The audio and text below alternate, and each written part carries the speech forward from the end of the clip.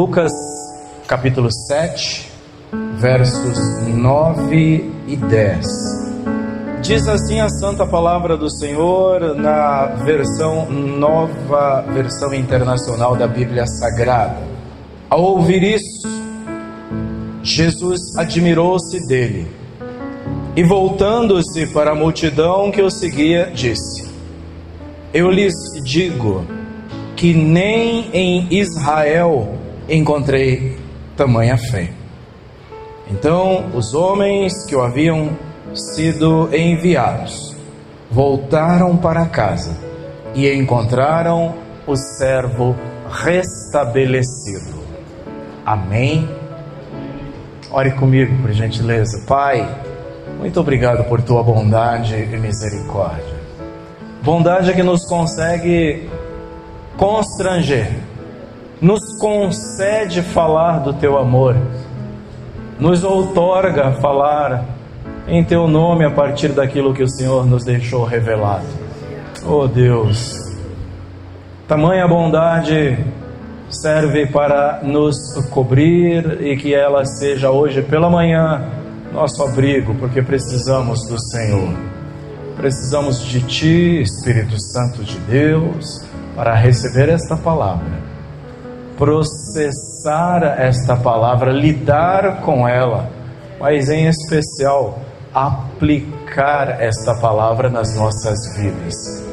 Oh Deus, precisamos de fé. Cremos que assim como os discípulos podemos orar, aumenta a nossa fé.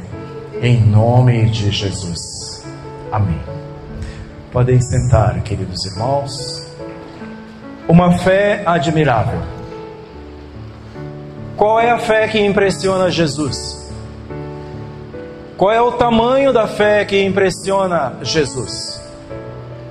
O que mesmo que impressiona Jesus? Imaginem o choque para uma multidão de pessoas que só acredita vendo. Eles chegaram a pedir para Jesus: mostra-nos um sinal do céu e creremos. De repente, no meio desta multidão em Cafarnaum, Jesus ouve um homem dizer: manda somente uma palavra. Jesus ouve de alguém que diz: não precisa vir até mim. Isso demonstra confiança, demonstra crédito. Certamente ele ouvira falar de Jesus, apenas uma palavra, e este foi um dos fatos, uma fé que deixou Jesus admirado. Por onde eu quero andar com os irmãos nesta manhã? Em primeiro, temos aqui um quadro difícil. Em segundo, bondade de onde não se espera. Terceiro, sua humildade o exaltou. E em quarto e último, a fé que deixou Jesus admirado. Comecemos por um quadro difícil. Aqui é Cafarnaum. Em Cafarnaum tem um servo, um escravo enfermo. O escravo, o servo de um centurião, está paralítico, em terrível sofrimento, relatou Mateus em Mateus 8,6. Lucas, que era médico, mostra um pouco mais a gravidade do quadro. Com o seu olhar clínico, Lucas, aí lemos em Lucas 7 e no verso 2, de que este homem estava doente, quase à morte, prestes a morrer, prestes ao término da sua história aqui. Um quadro difícil. Aos olhos humanos, um quadro complicado. Aos olhos humanos, um quadro irreparável. Difícil e sem saída.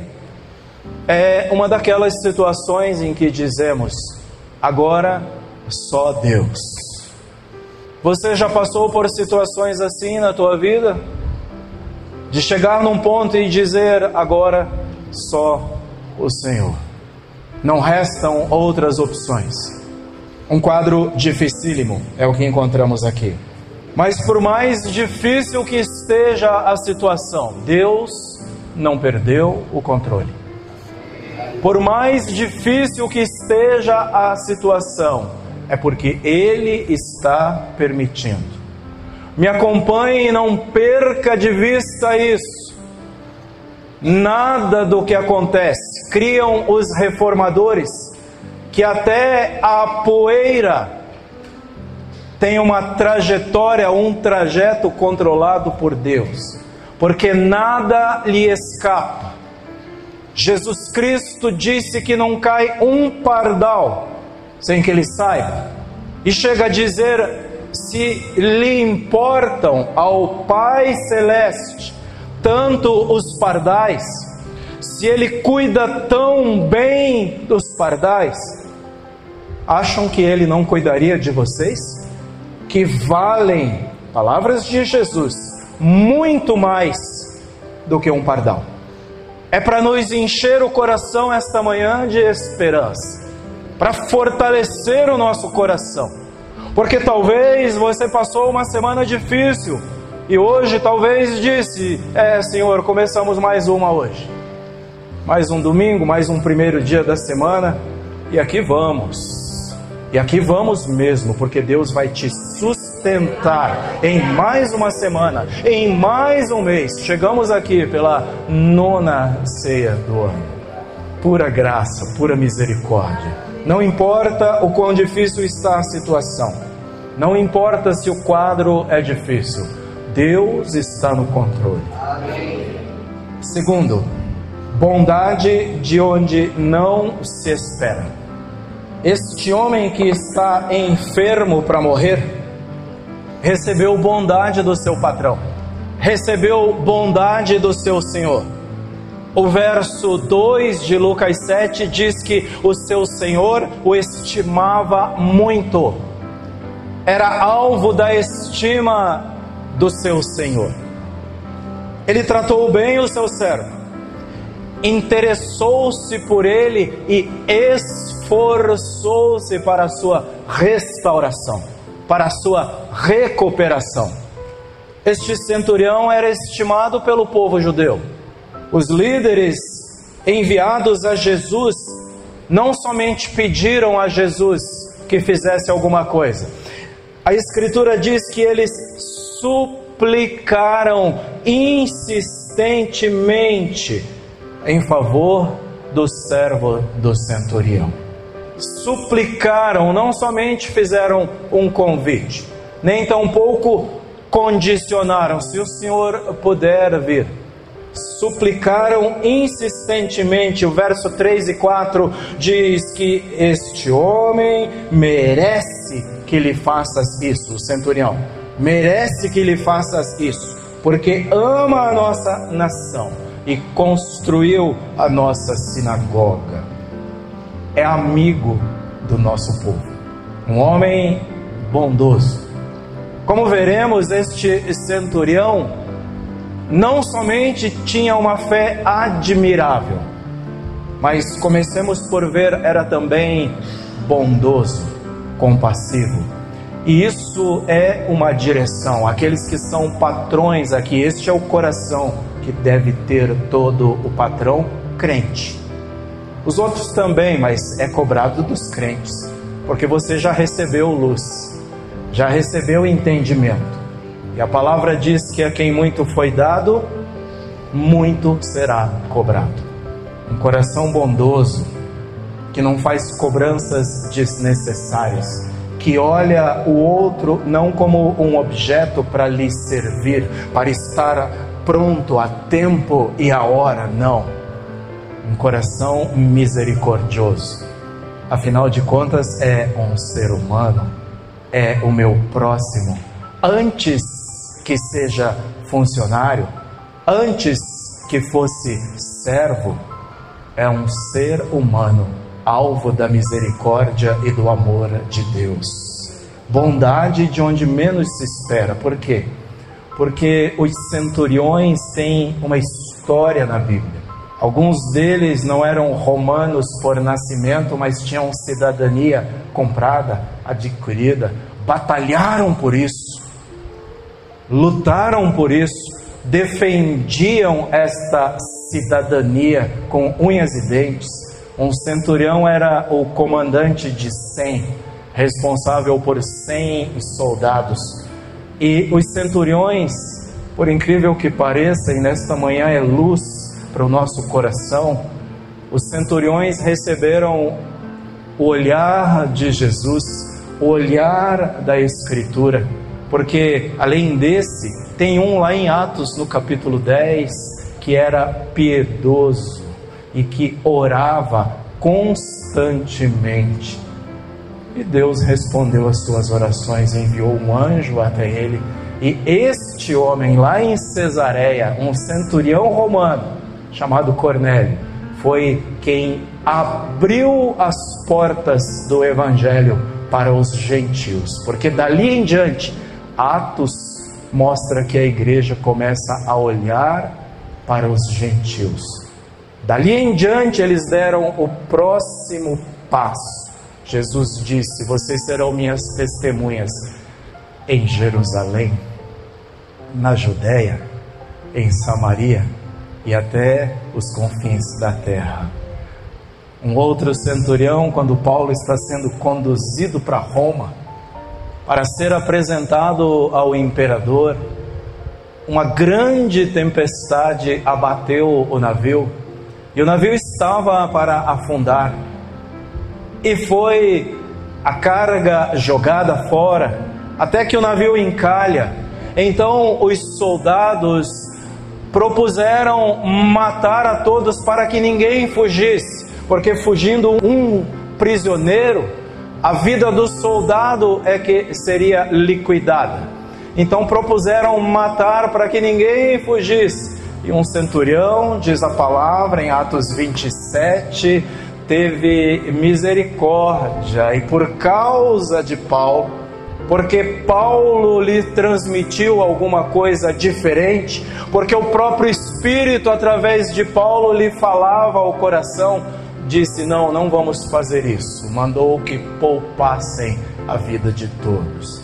Mal sabia ele que Paulo tinha ouvido do próprio Senhor: ninguém que está contigo vai se perder, ninguém vai se perder. O navio vai afundar, o navio vai se perder, bens podem perder-se, mas vidas são preciosas para Deus. Centuriões, portanto, ao demonstrarem atos assim, foram dignos de serem aqui relatados. Que bela menção de caráter de um homem. É amigo do nosso povo, ama a nossa nação. Isso está de acordo com a carta de João, primeira carta de João, capítulo 3 e o verso 18. Este centurião não amava os judeus só de palavra ou de boca, mas amava-os em ação, em obras e em verdade.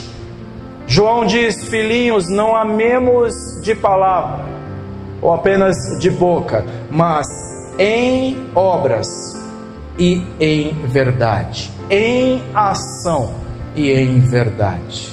De onde esse homem aprendera isso? Onde foi que ele viu isso? Dizemos que são manifestações e trabalhar do Espírito de Deus ao longo da era da igreja. O próprio Espírito trabalhou essa bondade, porque essa bondade não é natural, essa bondade é dom de Deus, essa bondade faz parte do fruto do Espírito. E Deus já tinha trabalhado o coração deste homem, e talvez ele nem soubesse, ele já tinha um novo coração. Bondade de onde não se espera. Em terceiro, sua humildade o exaltou. Este homem é bondoso, mas também é humilde. Versos 6 e 7, ele manda um recado, dizendo: Senhor, não te incomodes, pois não mereço receber-te debaixo do meu teto. Por isso, nem considerei ir ao teu encontro. Humildade. Olhem que contraste do mesmo texto. Porque lemos o que disseram os líderes religiosos quando lá chegaram e foram buscar o Senhor. Os anciãos dos judeus disseram a Jesus nos versos anteriores: Ele é digno, disseram os líderes. Ele diz: eu não sou digno, nem vem à minha casa. Eu não sou digno nem de sair para te encontrar. Eu não sou digno de estar na tua presença. Os anciãos, os líderes disseram: Ele é digno e Ele merece que lhe faças isto. Mas o centurião diz: não, eu não sou digno, não mereço receber-te na minha casa. De verdade não merecemos nada de Deus. Não é merecimento, é puro favor, é pura graça. Foi a graça que nos alcançou nas nossas mazelas. Foi a graça que nos alcançou por onde andávamos e nos trouxe sem custo nenhum, monetário, financeiro, sacrificial, nenhum. O único sacrifício já fora feito por todos nós. Efésios 2 e o verso 8: é pela graça que vocês foram salvos. Isso não vem de vocês, é dom de Deus. Vamos melhorar, é presente de Deus. É Deus quem dá, para que a gente não se glorie, como eu sou bom, como eu sou inteligente, como eu sou capaz. É dom de Deus, é pura graça. Este homem reconhece: não sou digno. Esse tipo de humildade também é uma das evidências do Espírito na vida da pessoa. Fruto do Espírito. Este homem já tinha alcançado a graça do Senhor. Tinha sido alcançado pelo Senhor. Portanto, a sua humildade o exaltou. Aplicam-se a este homem as palavras do Senhor Jesus, quando ele conta uma parábola sobre o fariseu e o publicano. Quando estes dois foram orar, e no final desta parábola, Lucas 18 e o verso 14, Jesus diz: todo o que se exalta será humilhado, e todo o que se humilha será exaltado. Este homem foi exaltado por causa da sua humildade. A palavra do Senhor é muito clara de que Deus abate ao soberbo, mas exalta os humildes. Isso é uma bem-aventurança. Isso é felizes os humildes. Felizes, nas palavras de Jesus, aqueles que são humildes. Portanto, a sua humildade o exaltou. E em terceiro, aliás, em quarto e último, a fé que deixou Jesus admirado. Manda uma palavra, foi o que ele disse. Dize só uma palavra e o meu servo será curado. Esse é o verso 8. Esse homem reconhecia no nosso Senhor alguém com autoridade. Autoridade sobre a doença. Autoridade no mundo espiritual. Manda uma palavra. Eu creio que o meu servo será curado. Apenas manda. Assim como este homem tinha autoridade sobre os seus comandados. Assim como ele tinha sobre si a autoridade do imperador. Ele entendia: no reino espiritual não tem para ninguém. É esse Jesus. Manda uma palavra tua. é uma fé escassa. Por isso ela impressionou Jesus. Ele diz, e o texto é claro nisso: eu também sou homem de autoridade. Eu tenho homens sob o meu comando, eu tenho servos sob o meu comando. Eu digo a este vai, ele vai. Eu digo vem, e ele vem. Eu digo ao meu servo faz isso, e ele faz. Portanto, diz só uma palavra, ordena só uma palavra, e o meu servo será curado. Ele conhece e sabe e entende. Este homem é autoridade espiritual. Este homem tem domínio sobre as doenças. Este homem domina sobre a maldade. O meu servo será curado. A fé também depende de reconhecer o tamanho do nosso Deus. A fé depende de reconhecer: não podemos nada, de mim mesmo nada tenho. Palavras como do apóstolo Pedro na porta chamada Formosa no templo: não temos prata e nem ouro, mas tudo o que temos te dou. Em nome de Jesus de Nazaré, levanta e anda. Tudo o que nós temos é o Senhor, segundo a sua Escritura. Tudo o que possuímos é o Senhor. E este homem reconhece isso. Bastaria uma palavra de ordem da parte de Jesus. Seria suficiente para curar aquela enfermidade. Fé como esta era rara nos dias de Jesus. Mateus 16 e o verso 1, nós os encontramos pedindo: mostra-nos um sinal do céu. Queriam ver sinais. Aí Jesus dá uma rebatida. Uma geração incrédula, corrupta, me pede um sinal, mas eu não vou dar sinal nenhum, porque vocês já tiveram sinais o suficiente. Os fariseus exigiram um sinal. Algo maravilhoso é o que eles queriam ver da parte de Jesus. E este homem diz: nem precisa vir.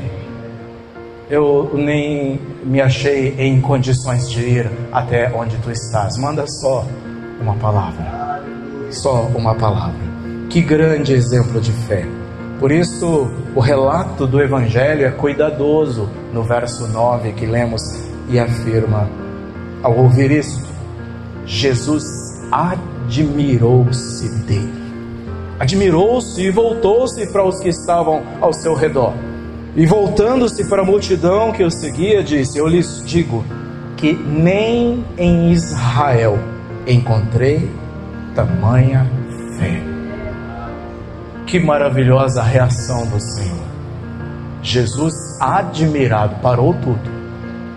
Esta é uma das coisas que para tudo. Se é que podemos conceber, mas podemos imaginar, podemos elaborar na nossa mente. Deus nos fez criativos. Imagina o céu parando tudo, porque alguém impressionou o coração de Deus. Começa com bondade, passa por humildade e reconhecimento de quem é o nosso Deus. Que grande exemplo de fé, meus irmãos. O povo que tinha tudo para crer não creu. Eles tinham tudo para crer. Eles eram os filhos daqueles que foram tirados com mão potente e maravilhosa do Egito. Eles testemunharam e passaram o Mar Vermelho em terra seca. Passaram a pés no chão pelo Mar Vermelho. Eles testemunharam as águas de Mara tornarem-se doces, saborosas. Testemunharam 40 anos no deserto e ninguém passou fome. Nunca faltou provisão. A Bíblia diz que 40 anos no deserto e suas roupas e seus calçados não envelheceram.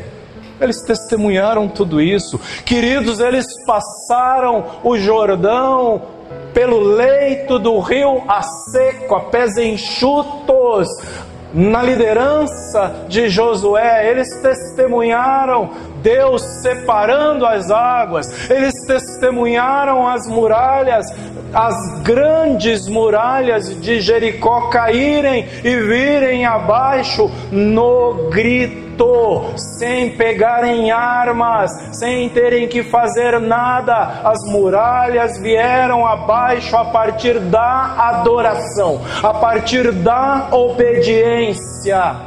Eles testemunharam o agir de Deus, eles viram quando Josué orou e o sol se deteve e a lua se deteve do outro lado, e eles ganharam um dia e venceram a batalha, tiveram tempo para isso, mas não creram. E aqui está um homem que reconhece, não precisa vir, manda só uma palavra. Por isso Jesus ficou admirado. E nós estamos aqui deste fato há 2000 anos e temos as promessas do Senhor. Descansemos nas promessas do Senhor, apeguemo-nos a estas promessas. Aliás, é tudo que temos, irmãos.